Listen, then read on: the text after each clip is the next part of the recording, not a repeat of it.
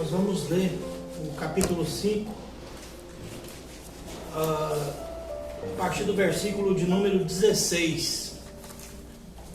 1 Tessalonicenses 5, 16. Nós vamos ver aqui o Paulo, nosso irmão Paulo, escrevendo aos crentes da cidade de Tessalônica, uma cidade de raiz grega, né? Ali daquela região. 1 Tessalonicenses, nós vamos no capítulo 5 e nós vamos começar no versículo 16.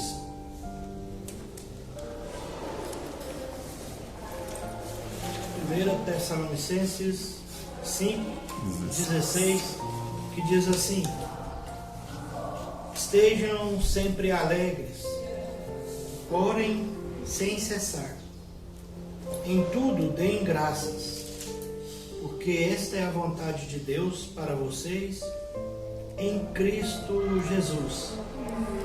Não apaguem o Espírito, não desprezem as profecias, examinem todas as coisas e retenham o que é bom. Abstenham-se de toda forma de mal. Amém? Só até aqui. Amém. Mesmo assentado, coloca a mão no seu coração. Senhor meu Deus, Senhor meu Pai, Senhor, nesse dia, nessa manhã de domingo, em que estamos aqui no nome do Senhor Jesus, diante das suas escrituras, diante, Senhor, da tua mensagem, nós pedimos, Senhor, para que o Senhor possa nos alimentar, Senhor, de tudo aquilo que o Senhor tem de bom, perfeito e agradável, de acordo com a sua vontade, de acordo com a tua palavra. Senhor, que nessa manhã a tua palavra, Senhor, possa ser lâmpada para os nossos pés, que a tua palavra, Senhor, possa ser luz para os nossos caminhos, e que desse momento de estudo sobre oração, desse momento de estudo nessa escola bíblica dominical, possamos sair daqui, Senhor, nessa manhã alimentados, convictos, curados, que possamos sair daqui, Senhor, no nome do Senhor Jesus, animados a ser mais um daqueles que levam a tua palavra no seu coração. Assim nós oramos, no nome do Senhor Jesus. Amém. Amém. Paulo, apóstolo de Deus, chamado e eleito pelo próprio Cristo Jesus, assim como ele mesmo se identifica, ele escreve para Tessalônica, uma das igrejas que ajudou a fundar.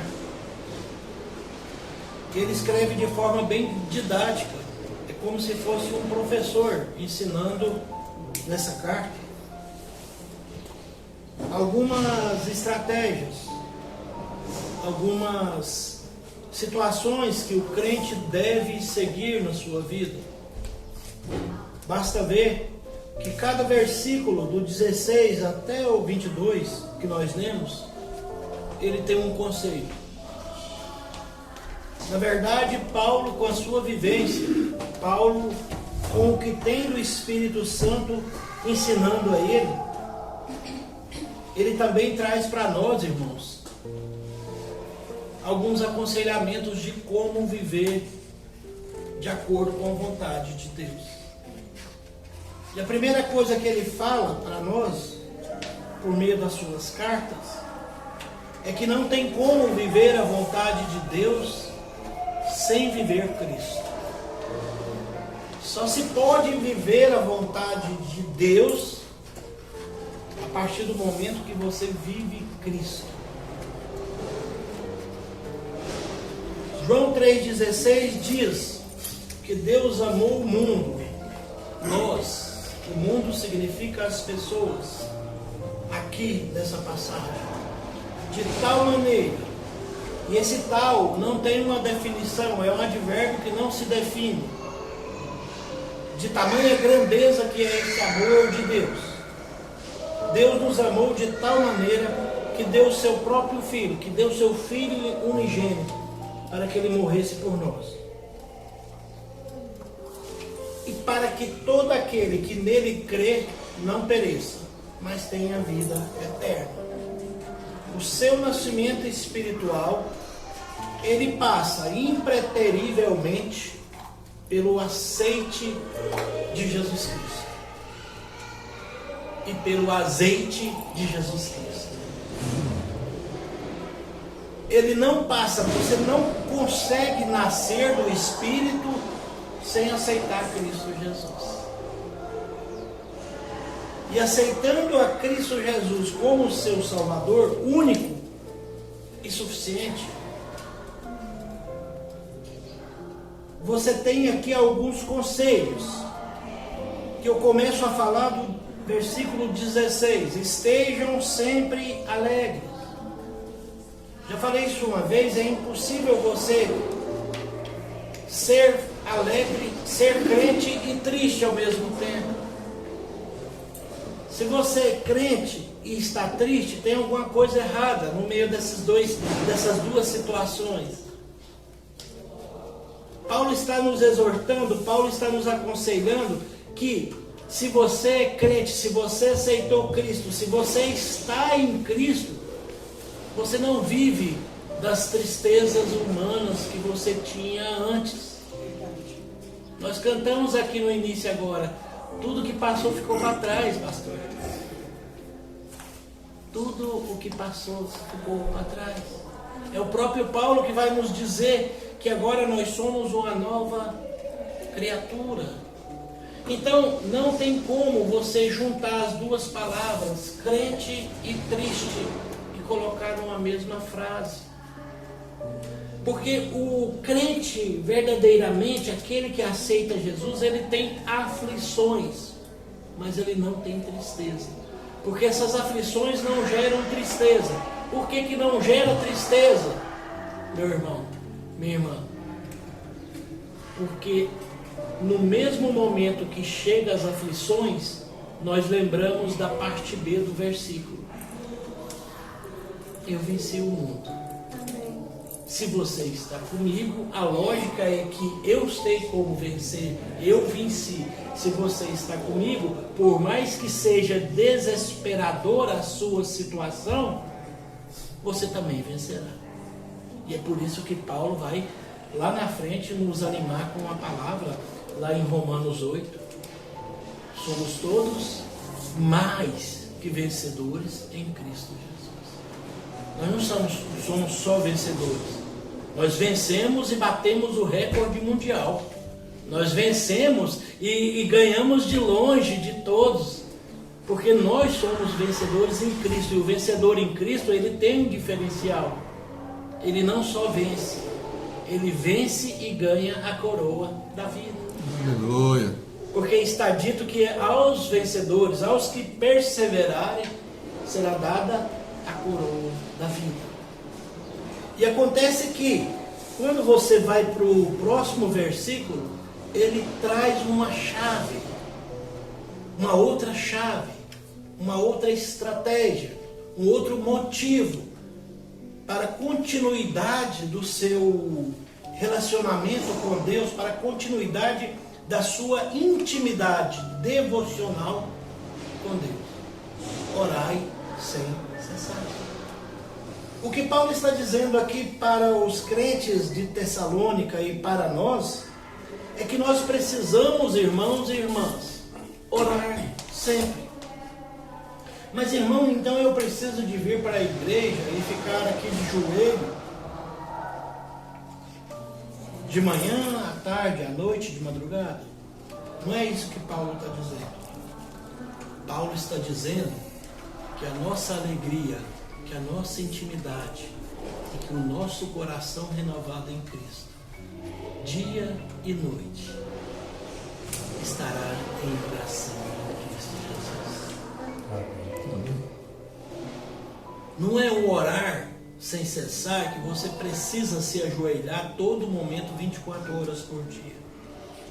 é um orar em espírito, em que você consegue, mesmo trabalhando, mesmo dirigindo, mesmo fazendo outras ações, você consegue no seu coração olhar para Deus e agradecer ao mesmo tempo e pedir ao mesmo tempo. Esteja no seu trabalho, esteja na sua casa, esteja na lotérica, esteja no supermercado lotado, onde você estiver, o seu espírito e o seu coração estão em intimidade contínua e devocional com Deus. Quando ele fala para orar sem cessar, ele está me dando uma chave de abertura em que eu vou chegar até Deus. Propósito do nosso estudo de hoje. Nós começamos a fazer um estudo enquanto a gente viu algumas situações no estudo passado, de orações que foram atendidas. E Paulo está dizendo para orar sem cessar. E em tudo deem graças. Porque o sim de Deus é bênção na sua vida. Mas o não de Deus também é bênção. Porque não é a sua vontade. É a vontade de Deus. Não é a minha vontade. É a vontade de Deus. Porque esta é a vontade de Deus para vocês em Cristo Jesus. Dar graças a Deus, estar grato a Deus, é demonstrar para Deus que em todas as situações que Ele apresentou na sua vida, você se fez vencedor. Porque você acreditava no propósito que Ele tem na sua vida. Quando leio essa passagem, a gente sempre retoma, a gente sempre lembra do povo de Deus no deserto, que saiu do Egito, que foi tirado do Egito porque estava numa situação sufocante. Por último, o faraó perguntou para os seus capitães: quantos tijolos que eles estão fazendo? Eles fazem 1000 por dia, vamos colocar assim. Então faz o seguinte: esse povo está tendo tempo demais de pensar. Não deixa eles pensar não.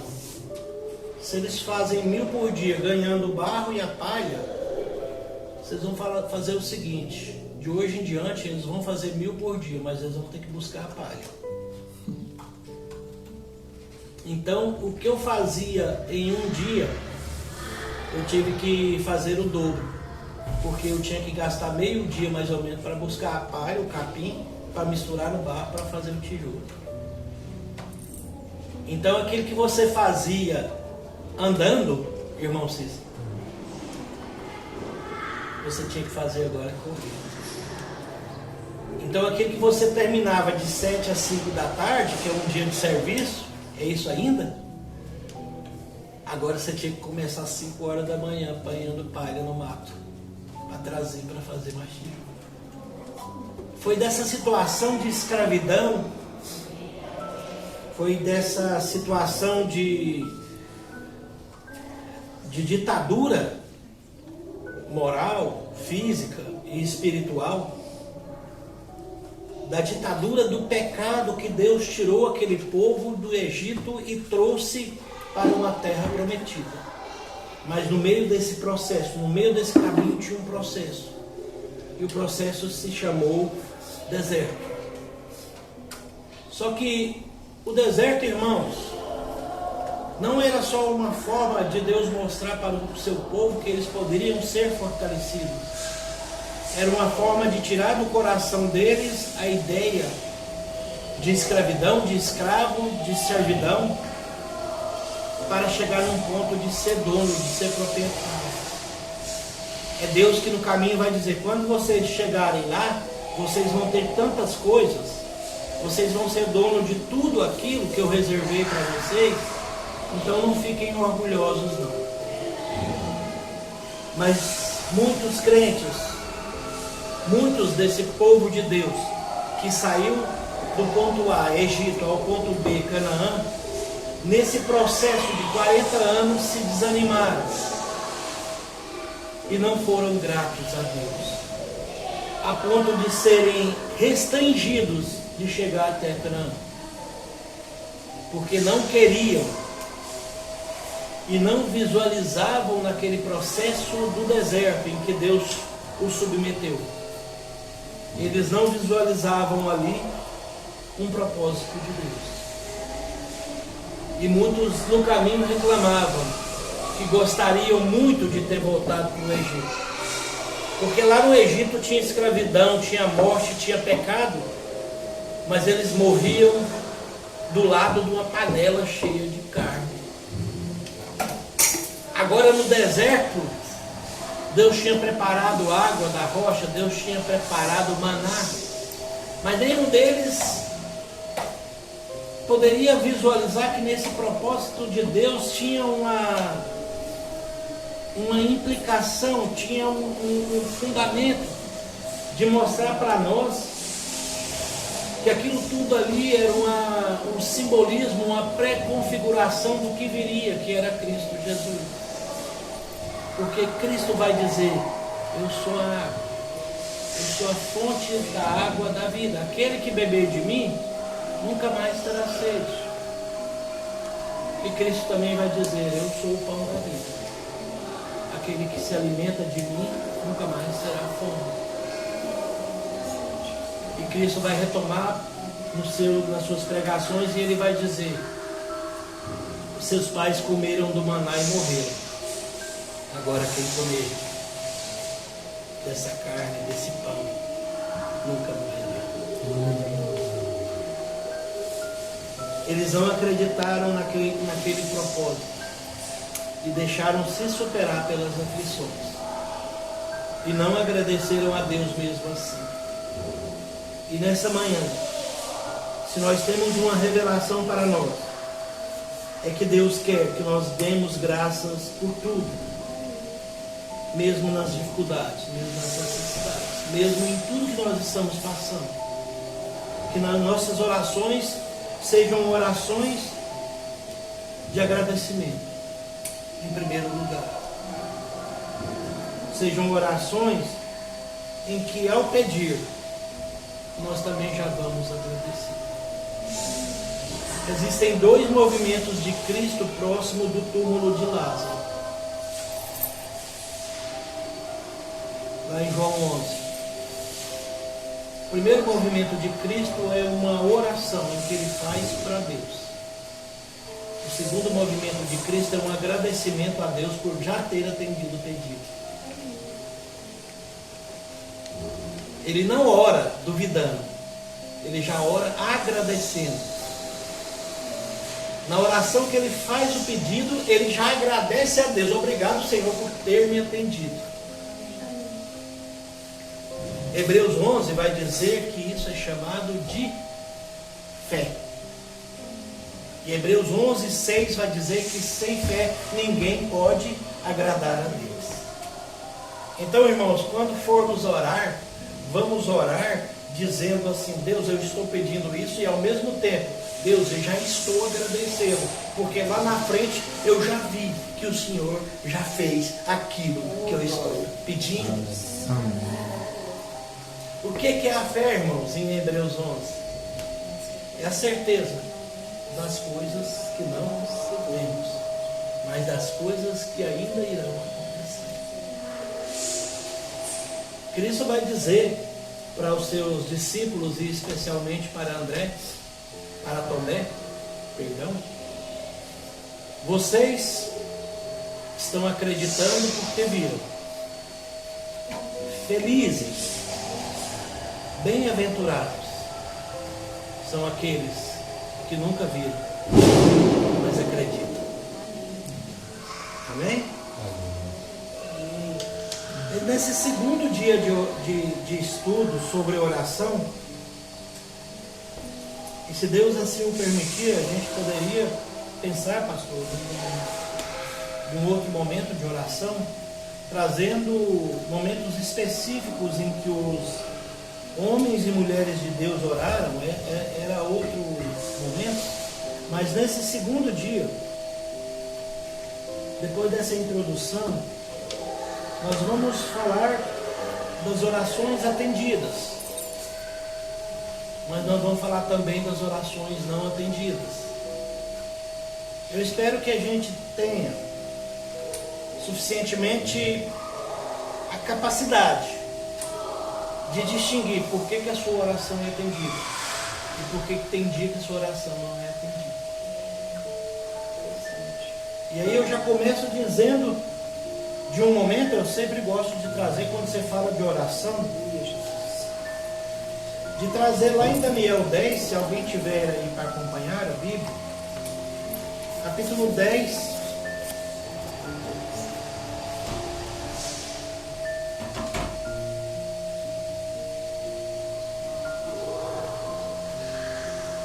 até do versículo 10 a 12.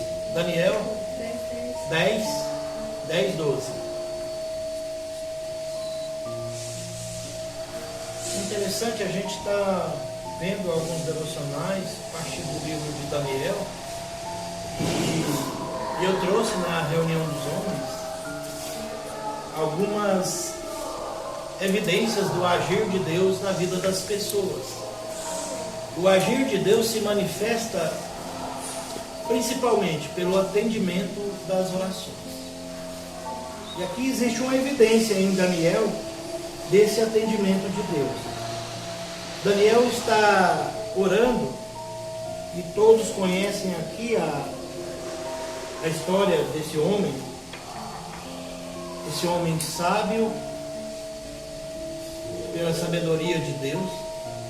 E esse homem que, mesmo quando havia um decreto da maior força humana do mundo, que era o imperador do império que dominava todo o mundo, esse homem, mesmo quando houve um decreto que ninguém poderia orar a outro ser que não fosse o imperador, esse homem se ajoelhou, abriu a sua janela e orou a Deus Todo-Poderoso. Só que ele foi pego orando, porque ele orava 3 vezes ao dia, virado para Jerusalém.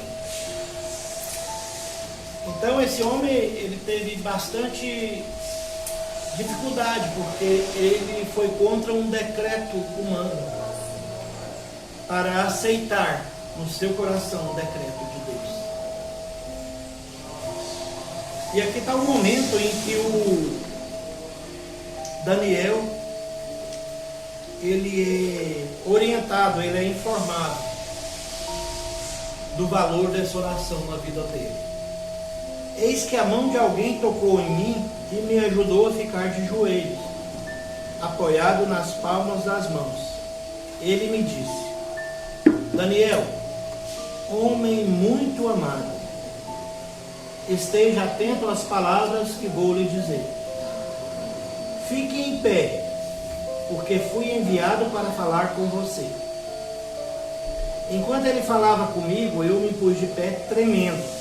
Então ele me disse: não tenha medo, Daniel, porque as suas palavras foram ouvidas desde o primeiro dia em que você se dispôs o coração a compreender e se humilhar na presença de Deus. Foi por causa dessas palavras que eu vi. Em outra versão, a gente vai ouvir aqui, desde o primeiro dia em que você começou a orar. Todo mundo sabe da história de Daniel. A história de Daniel são 21 dias orando. E para esse momento de oração, eu gostaria de destacar a persistência. Lembra daquela viúva e Jesus Cristo que vai contar essa parábola, pastor? Da viúva e do juiz iníquo, que ela chegou para ele e fez um pedido. E ele, estou nem aí, ela que resolva a vida dela. Então ela foi lá de novo e pediu para ele: não estou nem aí não, deixa ela resolver. Até o ponto que ela foi várias vezes até ele pedir pela causa dela. E ele falou assim: não, eu tenho um coração ruim, eu sou da iniquidade. Eu não gosto de atender as pessoas, mas essa mulher, ela está me deixando irado. Você quer saber? Vou atender, vou resolver essa causa dela. Pronto. Que ela nunca mais vai chegar aqui para ficar falando sobre isso. E quando Cristo termina, irmãos, isso é uma revelação interessante que a Bíblia traz para nós. Ele fala assim: se aquele juiz que era maldoso atendeu o pedido dela, imagina o vosso Pai do céu, que é bondoso. A palavra de Deus aqui está dizendo para Daniel, por meio de um anjo, que do primeiro momento que ele se ajoelhou e que ele se dispôs no seu coração a orar e se humilhar na presença de Deus, ele foi ouvido. E isso me intriga muito, pastor, irmão Cícero, porque muitas vezes eu olho e falo: gente, mas eu orei para isso aqui. Por que não aconteceu? E aí eu volto lá na introdução, quando eu disse que o sim de Deus e o não de Deus na sua vida são bênçãos para a sua vida. Porque você não entende o processo, assim como aqueles homens e mulheres que saíram do Egito para Canaã, uma terra prometida, não entenderam o processo do deserto e queriam voltar. Mas Deus os fez entender que aquele processo nada mais era do que um processo de fortalecimento, mas sobretudo um processo de dependência de Deus. Porque quando você fica sem condições de tudo, você só tem um lugar para você olhar.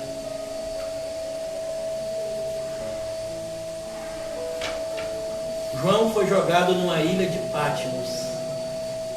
Ele foi jogado lá porque era reconhecido como um bruxo, como uma pessoa que não tinha condições de viver com pessoas normais. Na ilha de Patmos, irmãos, para vocês terem uma ideia, quando eles deixavam o preso lá na ilha de Patmos, o soldado levava a pessoa amarrada, algemada, vamos dizer assim. Ele não chegava até a ilha, porque tinha uma lenda de que a ilha tinha muita maldição, porque ali eram jogados os adivinhos, os bruxos, os astrólogos e não sei mais o que. Todos aqueles que não eram considerados humanos, que tinham dons sobrenaturais, eram jogados nessa ilha. E é por isso que João vai cativo para lá. O homem que tinha sido bispo de Éfeso, o homem que tinha sido um dos grandes nomes do cristianismo no mundo, um homem que tinha, vamos dizer assim, do ponto de vista humano, as pompas de uma vida que não precisava de mais nada, agora é jogado lá e desprezado lá como um ser qualquer. O soldado levava até próximo da ilha, jogava ele no mar e falava assim: agora você se vira, chega até lá. Porque o soldado não tinha coragem de chegar até nessa ilha. Irmãos, é engraçado porque se a gente olhar para João, quando ele fala, João na ilha de Patmos, lá começando o Apocalipse dele, as revelações dele, a gente tem uma grande revelação. Por mais que seja pleonástico, né? A revelação do Apocalipse é pleonástico, nós estamos falando a mesma coisa. Mas ali no Apocalipse a gente tem uma grande revelação em relação a João. Aquele homem que tinha uma vida, vamos dizer, do certo ponto de vista humano, regular, ele é jogado numa ilha e ali ele vai aprender a se virar sozinho.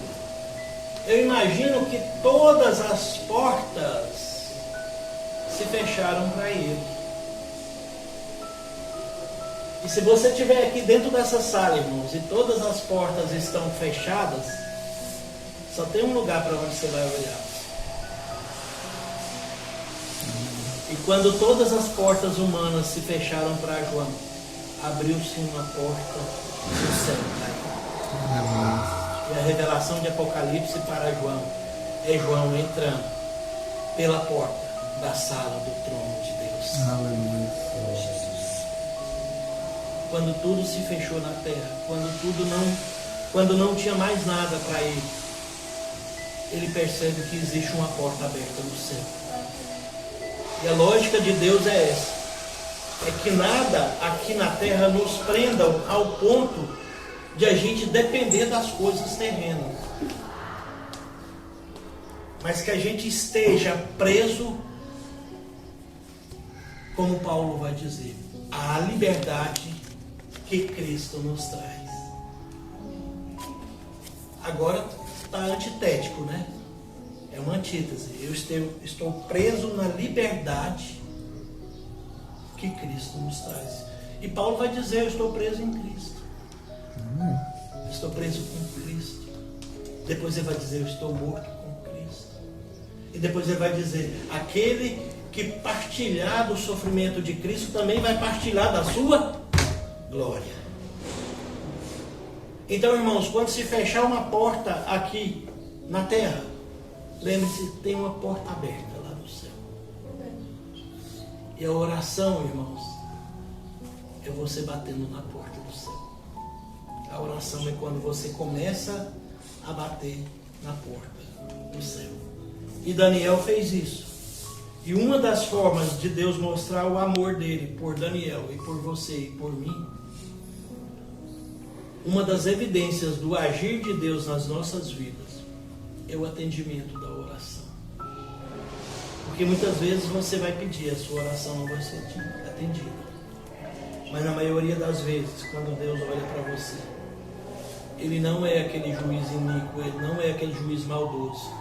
E aquele juiz maldoso atendeu. Agora imagine um Deus que te ama. Ele vai te atender, sim. Ele vai te atender. Esses dias alguém no meu trabalho chegou para mim e falou que estava com dor de cabeça. E já tinha tomado remédio. Acredito eu que já teria tomado remédio e não passava dor de cabeça. Não sei se é estresse, não sei se é correria, que a gente está numa pressão muito grande no trabalho. Mas essa pessoa chegou para mim e disse: eu estou com uma dor de cabeça que eu vou te falar. Aí eu aprendi, irmãos, a estar mais ou menos preparado. Então eu ando com a bolsa do computador, que eu chego na escola, eu abro o computador, vou trabalhar ali a pauta que eu tenho. Mas nessa bolsa, no bolsinho dela, no bolsinho dela tem um óleo desse das nossas campanhas. Geralmente eu vou nas escolas e eu não posso muito ficar fazendo isso, né? Porque se for muito nítido isso, pode até se falar: não, o Estado é laico, então você não pode ficar orando para as pessoas e tal. Você não pode se apresentar como o diácono Zenon lá na escola. Lá você é o tutor Zenon. Mas é claro que é evidente que mesmo não se apresentando, lá no secreto a gente está em oração em espírito para aquelas situações que a gente está vendo. E eu estou lá no meu trabalho e a pessoa chegou com dor de cabeça. E eu tirei do óleo, coloquei no dedo, ungi e orei. E aí eu fui embora. E no caminho eu fiz mais uma oração, irmãos e irmãs. Porque eu tinha orado ali pela dor de cabeça, que é uma consequência e tal de alguma coisa, né? Eu tinha orado ali. No caminho eu orei assim: ó Deus do céu, atende esse pedido não por mim, mas para essa pessoa ver e compreender que no nome de Jesus há poder. Amém. E à tarde a pessoa encontrou comigo: muito obrigado. Daquele momento para frente, acabou a dor de cabeça. Ah, irmão, então esse olhinho é poderoso, mas sua mão é poderosa, sua oração é poderosa. Não, irmãos. Não, é Deus. É o nome de Jesus. E Jesus vai dizer isso lá em Marcos 16, né? Quando estes sinais seguirão aqueles que creem no meu nome. Então, assim, são os sinais que Cristo deixa para nós, e um deles é a imposição das mãos que cura. Um desses sinais é cura. Mas em momento algum na Bíblia você vai achar que é o homem que cura o homem. Os apóstolos de Cristo curaram um coxo no portão Formosa, Atos 3. E aí o povo olhava para eles e falava: não, mas vocês curaram e tal. Eles: não fomos nós que curamos. Quem curou foi aquele Cristo que vocês mataram. É importante a gente reconhecer isso, que quem cura é Cristo. Por que Cristo cura, irmãos? E aí eu chamo os irmãos, convido os irmãos, aliás, para a gente ir para João 14. É uma revelação ótima de Deus para nós, explicando o poder da oração. E eu diria para vocês que o poder da oração, ele é sobrenatural, ele não está no nosso entendimento não, irmãos. Por que uma dor de cabeça de uma pessoa não cura com o remédio que ela está tomando, não cura com o que ela faz? Muitas vezes ela vai, e aí depois uma oração cura. João 14. João 14. Nós vamos ler, porque João 14 ele não é um capítulo da Bíblia. João 14 é um tratado cristológico para as nossas vidas. Eu tenho que imaginar que João 14, ele não é só um capítulo comum. Tudo na Bíblia é especial. Todos os capítulos e versículos na Bíblia são especiais. Um dia minha prima me perguntou: qual que é a melhor parte da Bíblia? Eu falei assim: você começa em Gênesis 1 e termina em Apocalipse 22. Tudo ali é especial. Mas João 14 é sobre maneira especial, porque é um tratado. Se você pegar, tem alguns capítulos na Bíblia que o crente precisa de ler e reler e reler e reler e reler. João 14, Romano 8, por exemplo, Gênesis até Apocalipse, por exemplo, o irmão tem que ler todo dia, de Gênesis a Apocalipse, se der certo. Tem que ler todo dia, né, pastor? Por quê? Porque são passagens que elucidam muito mais essa necessidade de compreensão que temos. Então nós vamos, João 14, 6, que é muito conhecido, e aí, em se tratando de oração, nós precisamos ficar atentos para o que o próprio Jesus disse em João 14, 6. Quando você buscar a Deus em oração, busque, tendo na sua mente e no seu coração, João 14, 6. O que está escrito em João 14, 6? Jesus respondeu, essa é fala de Cristo: eu sou o caminho, a verdade e a vida. Amém? Amém. O que vem logo à frente, na parte B desse versículo 6? João 14, 6, parte B.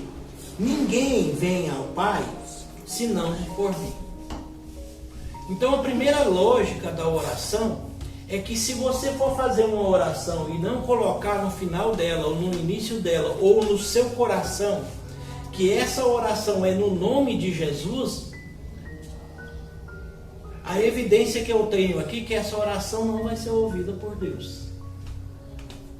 Então a primeira coisa, irmãos, coloca no seu coração: a oração vai ser ouvida por Deus quando você for até Deus pelo caminho que se chama Jesus Cristo. Porque é Ele mesmo que vai dizer na parte B do versículo 6, do versículo 6 e do capítulo 14, que ninguém vem ao Pai senão por mim. Ninguém vai a Deus se não for por Cristo. Tem alguma outra referência na Bíblia de que isso é verdade? Tem. Em Atos...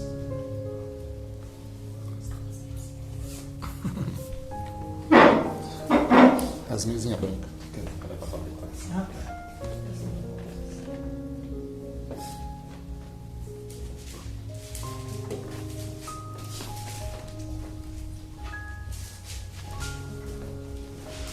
Amém?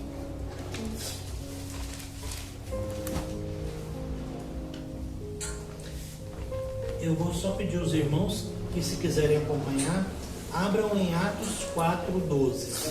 Atos dos Apóstolos 4:12.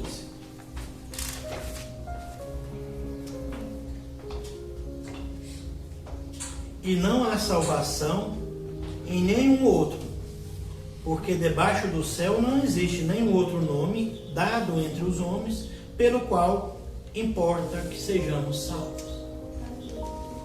E aqui Pedro, movido pelo Espírito Santo, está falando de quem, irmãos? O contexto me leva até Cristo. Então, a Bíblia não está me dando outro nome. Ah, mas eu vejo aí os irmãozinhos aí, ó, das igrejas aí de vez em quando orando a outro nome.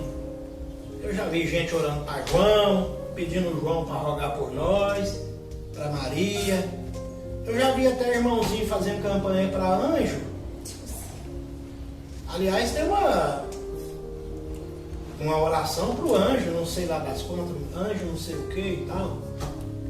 Só queria dizer para vocês, irmãos, que não sejamos ignorantes ao ponto de fazer oração em outro nome, porque não há possibilidade do atendimento de Deus para a oração que é feita a partir de outro nome.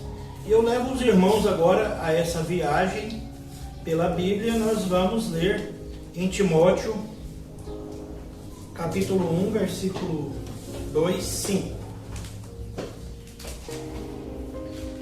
Timóteo 1:5. 1 Timóteo 2:5. 1 Timóteo 2:5. 1 Timóteo 2:5 me traz a seguinte informação e orientação para a minha vida, para que eu não seja um crente sem informação. Porque o que tem de crente sem informação? E engraçado, porque Cristo vai falar assim, ó, no final dos tempos o amor de muitos esfriará. E eu estava pensando sobre isso hoje, irmã Natália. No final dos tempos o amor de muitos esfriará. E aí a gente pensa assim, o pessoal vai começar a matar, vai começar a roubar, vai começar a cometer crimes, vai começar a fazer um monte de coisa, né? Mas a evidência maior do esfriamento do homem e do ser humano é a não vontade de ouvir a palavra de Deus, de conhecer a palavra de Deus. A primeira coisa que acontece no ser humano em que o amor dele vai esfriar é que o ser humano perde a vontade, o ânimo, perde o fogo no coração, perde aquela ardência no coração pela palavra de Deus. Se algum dia acontecer isso com vocês que estão aqui, repreende no nome de Jesus. E aqui, a informação aqui está dizendo assim, 1 Timóteo 2,5, porque há um só Deus e um só mediador entre Deus e o homem e a humanidade, Cristo Jesus, homem, que deu a si mesmo em resgate por todos, testemunho que se deve dar em tempos oportunos. A palavra de Deus está me dizendo, irmãos, que quando eu for orar,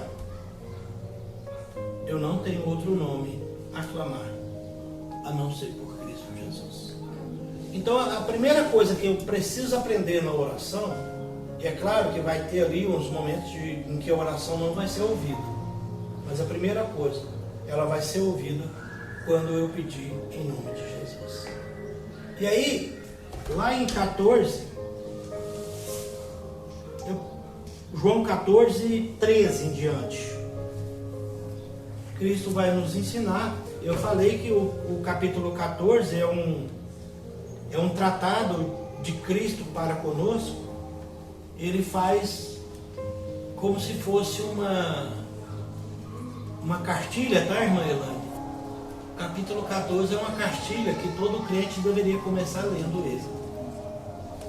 Porque se você souber o capítulo 14 e vivenciar o capítulo 14 de João, você já mudou muito na trilha de Deus. João 14:13 diz assim: Cristo, e tudo o que vocês pedirem em meu nome, isso farei, a fim de que o Pai seja glorificado no Filho. Se me pedirem alguma coisa em meu nome, eu farei.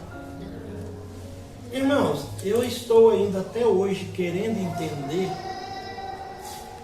o porquê que isso tudo de evidência está escrito aqui e ainda tem gente que não consegue visualizar isso. A única explicação talvez esteja nas parábolas de Cristo.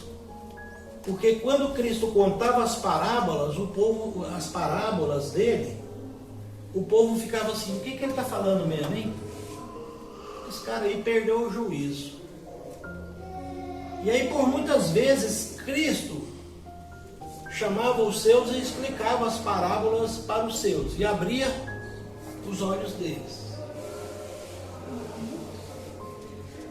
A única explicação que eu tenho é que aquele que faz a obra da compreensão e da revelação, que é o Espírito Santo, ainda não manifestou naqueles que leem a Bíblia, mas a si mesmo faz uma oração em outro nome. E eu considero comigo que isso é uma desobediência. Eu considero comigo que isso é um pecado. Porque se você tem um nome de Jesus para você orar, se você ora em outro nome, se você ora para um anjo, se você ora para um morto, se você ora para o João, para o Francisco, para a Maria, você está cometendo uma transgressão de desobediência, de acordo com a Bíblia. E é até difícil de entender qual que é o fundamento que eles tiram de Maria. Maria foi mãe de Jesus, mas qual que é o fundamento dela ter um poder para poder fazer alguma coisa, né? Não. Da onde eles tiram esse fundamento de que ela pode, que João é santo, sei lá, pode ter algum poder, né? Pois é. Não tem fundamento nenhum. A palavra de Deus vai dizer assim, ó. Hebreus 9:27. Vamos abrir em Hebreus 9:27.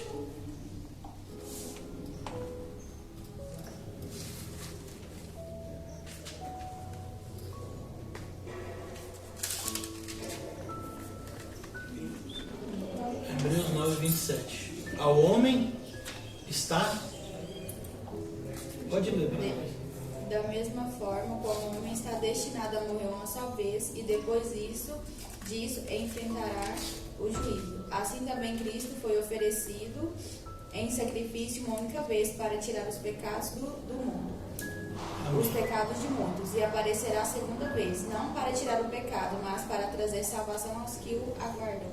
Amém. Irmãos, é simples de entender. Ao homem foi destinado, foi estabelecido que morra uma vez e depois disso é o juízo. Eu tenho que entender que todos esses nossos entes queridos, e aí eu coloco aqui Maria, João, os apóstolos, Pedro, todos, eles são homens e mulheres. Os nossos entes queridos, por mais que a gente gosta deles e queria que estivesse aqui, eles morreram, e morreram uma vez, e entre a morte deles, de Maria, de João, de José, de Francisco, de todos, entre a morte e o juízo, que é o final dos tempos, existe um hiato, existe um abismo. Não tem como esse que morreu vir aqui e rogar por você, e mediar entre você e Deus, porque nesse momento eles estão em silêncio. A palavra de Deus, Salmo 115, vai dizer que os mortos estão em silêncio, não podem louvar. Então, se foi estabelecido que o homem morra uma vez, não tem como ele voltar aqui.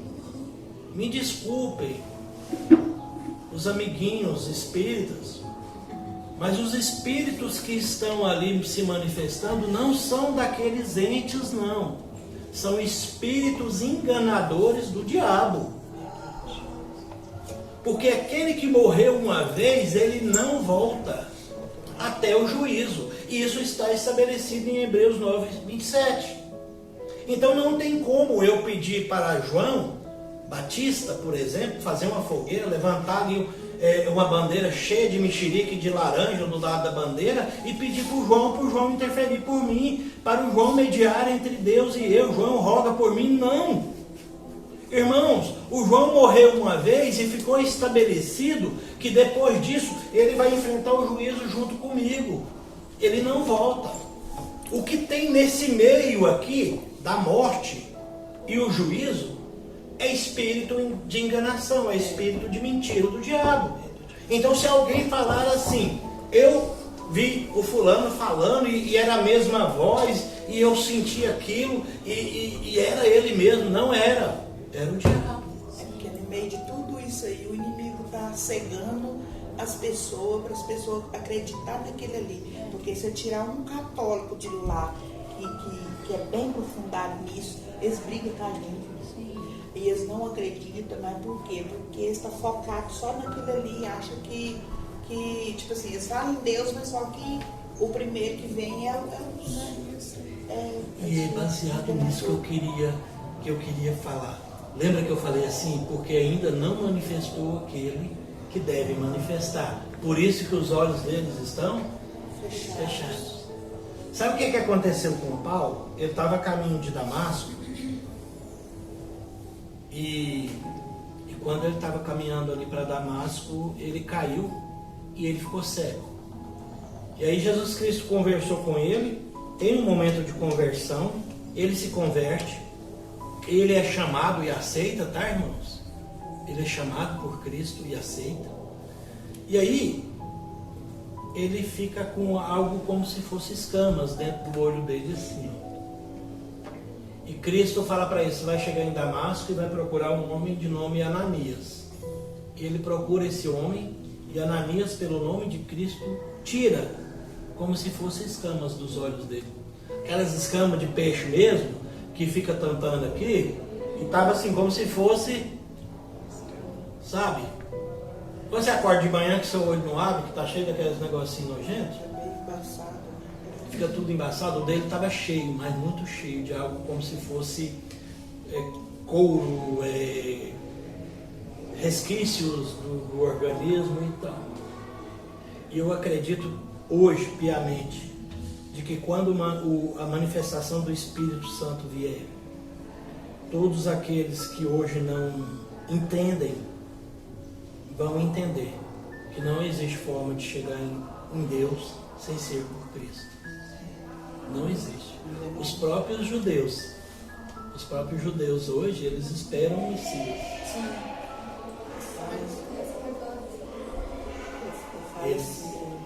Eles aguardam o Messias. E aí, tem algumas coisas que eu separei aqui, das orações que não são entendidas. Nós não vamos ler todas, mas eu queria que a gente pegasse lá em Tiago 4,3. Tiago 4,3. Por que a sua oração não é entendida? E a gente já vai fazer umas 2 ou 3 razões pela qual suas orações não são atendidas. E lá no capítulo 4 de Tiago, versículo 3, vai dizer assim para mim. Vamos começar no 2. Tiago 4, 2. Vocês cobiçam e nada têm. Matam e sentem inveja, mas nada podem obter. Vivem a lutar e a fazer guerras, nada têm porque não pedem. Pedem e não recebem.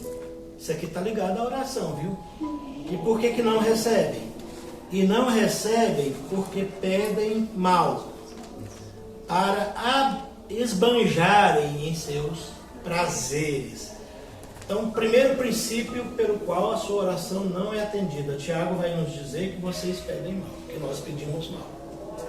Porque Muitas vezes eu faço uma oração egoísta, e que eu vou pedir para mim. Eu não posso pedir para mim. A prosperidade, por exemplo, financeira, que muita gente almeja, eu almejo também, vocês almejam, a gente sabe disso. É bom a gente ter um dinheiro para chegar aqui agora à tarde e falar assim, não, agora eu vou... eu fiquei sabendo que tem um hotel aqui em Caldas Novas que é R$8.000 a diária, tá? Não sei se é ali pro lado do Hot Park ali. Então assim, quem vai dar? Só quem realmente tem possibilidade de ir. Quem pega um avião aqui em Uberlândia, faz um stop aqui em Brasília e vai para Recife, e dali vai para Porto de Galinhas, assim, no estado. É bom.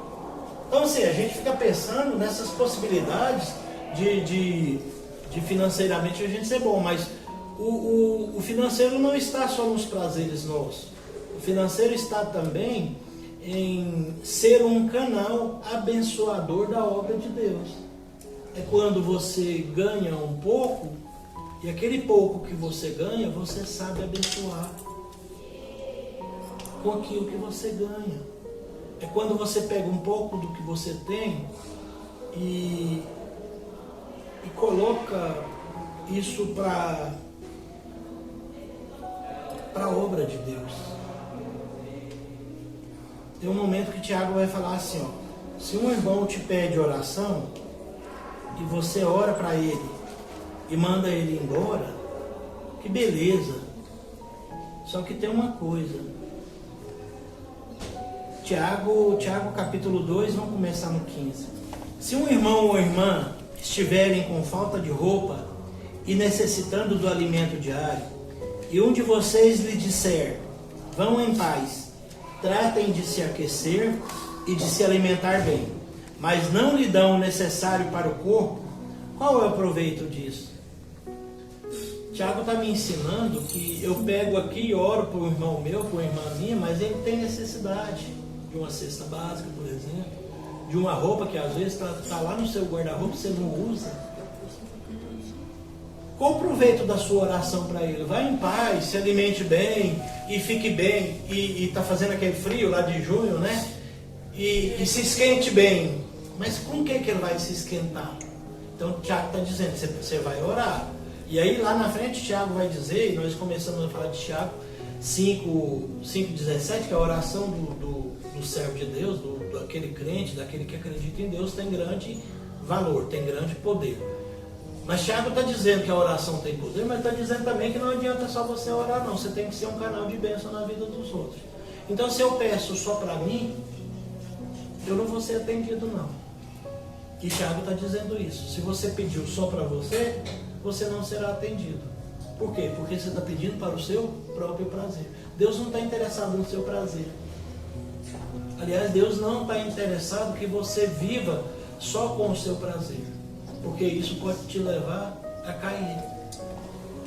De repente, se Deus tira de você, eu já ouvi isso uma vez, às vezes a gente peca com R$10. Se Deus tirou esses R$10 do seu bolso, foi para você não pecar e você continuar nele. Isso é interessante, irmãos. Isso é muito interessante, porque às vezes você tem um dinheirinho e você não estaria aqui hoje. Eu vou viajar. Eu fui num culto de lares aqui na casa dos irmãos. Eles são de ouvidor, mas estavam fazendo um culto aqui no setor J, aqui no Santa Terezinha mesmo. Aí eu falei dessas questões, né, e tal, de viver lá no mundo e viver aqui. E aí um dos irmãos lá disse, olha, a gente tem uma irmã e lá em ouvidor tá acontecendo um rodeio show lá, né? Ontem foi o último dia, né? Na sexta-feira, que foi o dia da administração, eles estavam no segundo dia lá do rodeio show lá de ouvidor. A irmã deixou de ser crente esses dias.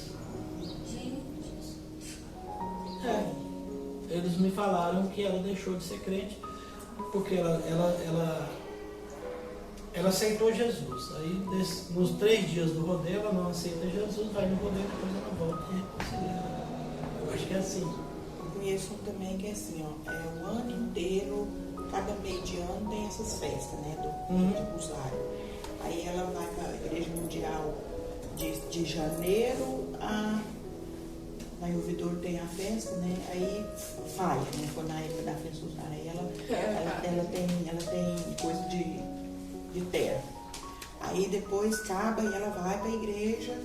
Depois, ao que chega a festa aqui, ela para de ir para a igreja. E depois, ao que acaba, ela vai para a igreja. E aí ela pula o como? É o capitão. Vilão. Aquele. Então, mas ela pula o como? Aham. Eu até estava falando com a Neta ali sobre esses trem. Eu queria até te fazer uma pergunta. Porque quando a gente fica falando toca no assunto dessas coisas espiritual, a gente fica sentindo os rupiados. Eu sei, né, que não é bom. Mas aí a gente vai repreendendo, né? Mas é porque a gente tá mexendo lá no inferno, né? Tá sim. Assim, eu entendo um pouquinho dessa parte aí, dessa coisa aí. Na verdade, irmã, quando congregou conosco aqui a irmã Elisângela, ela era casada com o irmão Jairo, e ela já foi nesses termos. Ela contou, a gente arrepia mesmo, porque ela contou que isso não é brincadeira. É uma mexida no espiritual, sim. É sério. Tanto que eu morava aqui no Santa Terezinha, de frente ao bar do Chirico, ali, bar do Pandão, e eles paravam lá e o pessoal pagava pinga para eles, pagava refrigerante, salgado, cerveja, essas coisas, e eles iam para ali. E assim, a pinga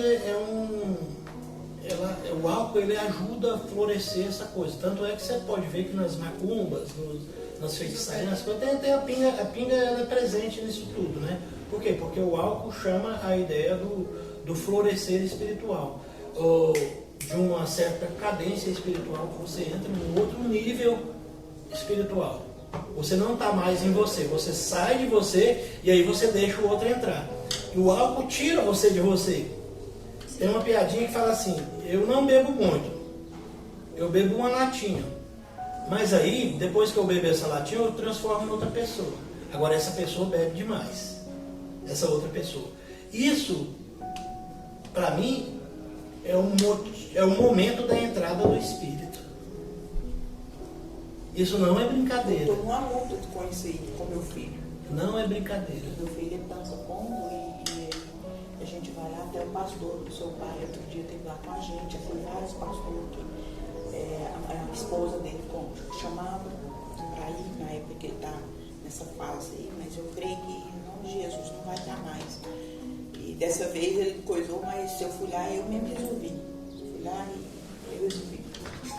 Aí ele fica me acusando, mas é o inimigo que usa ele para me acusar. Aí como eu não sou boba nem nada, né?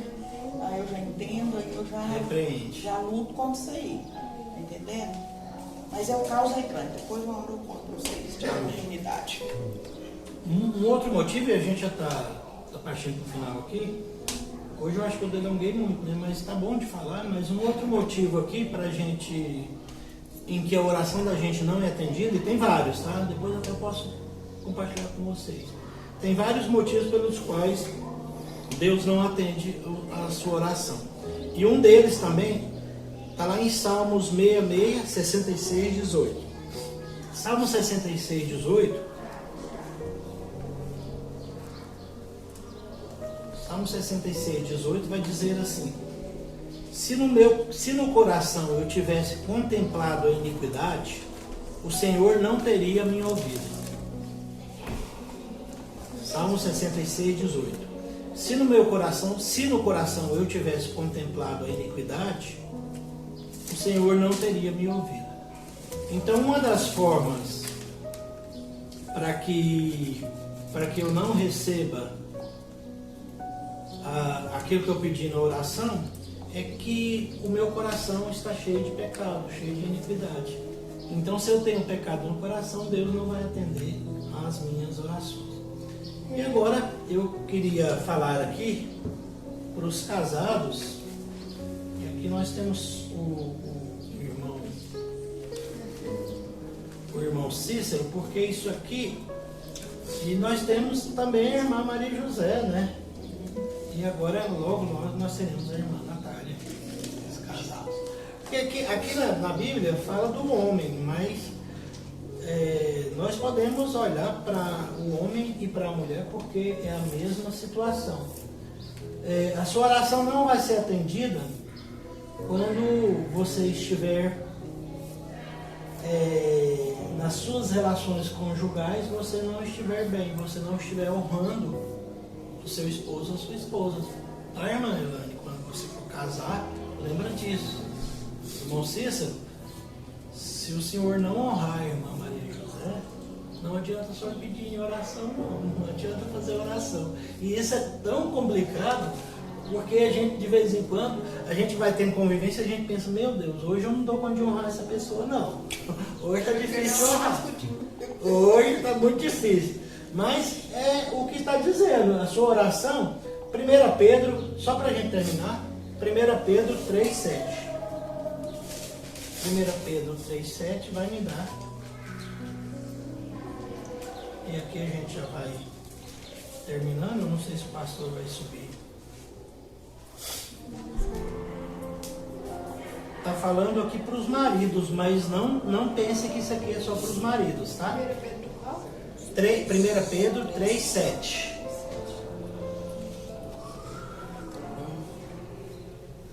Por que a sua oração não foi atendida aquele dia que você falou para Maria José que o café dela estava ruim, irmão?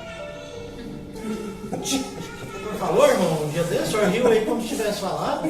Falou, irmão? Falou, não, é bom, então. Fala que tá bom, viu, irmão? Se tiver aquele café ruim, fraquinho, parecendo um chá. Aquele que você não chama de café, a mistura de chá com café. Você fala chafé, né? Se tiver ruim demais, fala minha esposa. Esse café seu tá fraco, mas eu gosto desse jeito. E bebe com a boca boa, sem mentir, falando assim, é bom mesmo. Né? Isso é honrar. Mas é melhor, mas é melhor. Até porque, irmão, se a gente não honrar, a gente anda perigoso, né? As irmãs são bravas, né? Mas brincadeiras à parte, por que a sua oração não é atendida? Eu falei aqui primeiro, porque você não pede bem. Segundo, porque você tem iniquidade no coração. E terceiro, pelo relacionamento de não honrar o parceiro ou a parceira, o esposo e a esposa. E aqui 3,7 de 1 Pedro vai dizer: maridos, vocês igualmente vivam a vida comum do lar, com discernimento, dando honra à esposa, por ser parte mais frágil e por ser co-herdeira da mesma graça da vida. Você é herdeiro e ela é co-herdeira junto com você e junto com o Cristo da graça da vida. Agindo assim, as orações de vocês não serão interrompidas. Então, se você pede mal, se você pede com pecado no coração, e se você não honra a sua esposa e o seu esposo, as suas orações não serão atendidas. Amém? Dito isso, nós temos aqui dois lados. Um lado em que sua oração vai ser atendida, e a oração sua ela vai ser atendida quando você fizer ela de coração, quando você fizer ela em favor de um bem maior e não da sua própria, dos seus próprios prazeres. Mas, sobretudo, a sua oração só será atendida se ela for feita no nome de Jesus.